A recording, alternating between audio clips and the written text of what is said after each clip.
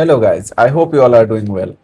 और आप लोगों का अभी सितंबर का एग्जाम आने वाला है और अब से सिर्फ 90 डेज बचा है। अब डेज में काउंट करना चालू कर दो, क्योंकि आप अगर देखोगे कि महीने 3 महीने बचे हैं, ऐसे देखोगे तो फिर आप पीछे रह जाओगे। अब डेज में काउंट करो, क्योंकि 90 डेज बीतते एकदम टाइम नहीं लगेगा, एकदम से बीत जाएगा। आपने अगर प्रीवियस अटेम्प्ट दिया रहेगा तो आपको पता है कि मतलब कल से करेंगे करते करते कितना फास्ट टाइम पास होता है वो पता नहीं चलता। इसीलिए आज से ही दिन काउंट करना चालू कर दो, क्योंकि 3 महीने बीतते या 3 महीने यानी 90 डेज बीतते एकदम टाइम नहीं लगेगा, फटफट से बीत जाएगा और एग्जाम आ जाएगा, आपको पता नहीं चलेगा।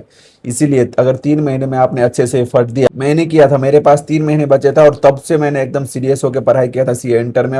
और मैंने बोथ ग्रुप निकाला था आफ्टर मल्टीपल अटेम्प्ट्स। जब पिछले अटेम्प्ट्स में कुछ अटेम्प्ट्स में फेल हुआ था, उसके बाद मैंने निकाला था ये बोथ ग्रुप, वो भी 3 महीने में। तो अभी भी अगर आपने कुछ नहीं पढ़ा तो 3 महीने सफिशियंट है। तो अगर अभी भी आप लोग सीरियसली पढ़ाई करना चालू कर दो तो कर सकते हो, 3 महीना सफिशियंट है।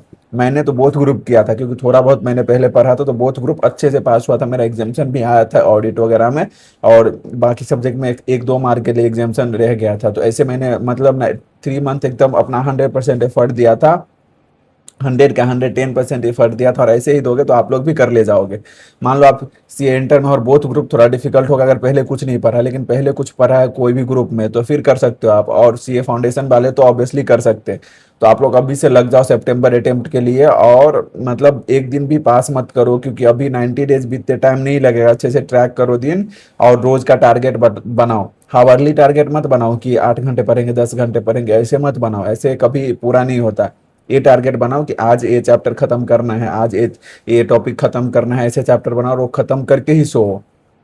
अगर उसका आपने जो टारगेट बनाया उसका 80-90% भी अचीव करते जाओगे 3 महीने तो हो जाएगा। तो अभी थोड़ा भी एक्सक्यूज करोगे तो सेम रिजल्ट आएगा पिछले अटेम्प्ट में जो आया था, अगर आपने पहले एग्जाम दिया था और फेल हुए थे तो इसीलिए एक्सक्यूज देना ही नहीं है, एकदम लगे रहो और अभी से 90 डेज एकदम 100% एफर्ट दो। और एक चीज इंपॉर्टेंट है कि अभी आप लोग मतलब मैं तो सजेस्ट करूंगा कि अभी दूसरे सब्जेक्ट दूसरे टीचर या किसी का सब बुक रिफर ही मत करो। आपको आईसी अगर प्रैक्टिकल सब्जेक्ट है कोई भी है तो आईसीआई स्टडी मैट में जितने भी क्वेश्चन है वो आपको आना चाहिए सॉल्व करने खुद से। मतलब कंसेप्ट समझो कहीं से भी, आपने क्लासेस लिया होगा तो उधर से कंसेप्ट समझा होगा, या तो रिवीजन वीडियो देख के उधर से कंसेप्ट समझो और फिर सॉल्व करो। और जितने भी क्वेश्चन है उतना ही सॉल्व कर लोगे ना आप, क्योंकि दूसरे दूसरे टीचर का आप देखोगे तो उसमें एक्स्ट्रा क्वेश्चन ऐड कर देते हो लोग, और अभी टाइम नहीं है एक्स्ट्रा क्वेश्चन करने का।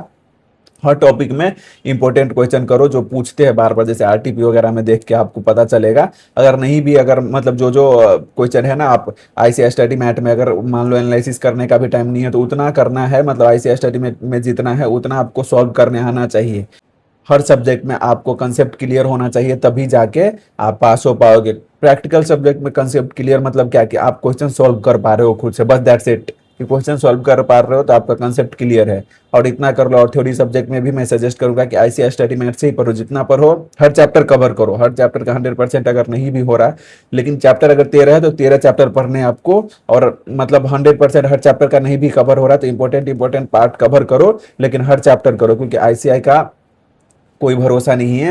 एक कोई चैप्टर स्किप मत करो, हर चैप्टर करो। लेकिन उस चैप्टर में आप एबीसी चैप्टर में के अंदर एबीसी एनालिसिस करके पढ़ सकते हो, लेकिन कोई भी मतलब ओवरऑल चैप्टर में कभी भी एबीसी एनालिसिस मत करना। मतलब कितने चैप्टर है, 13 है, मान लो 2 छोड़ दिया, ऐसे कभी मत करना।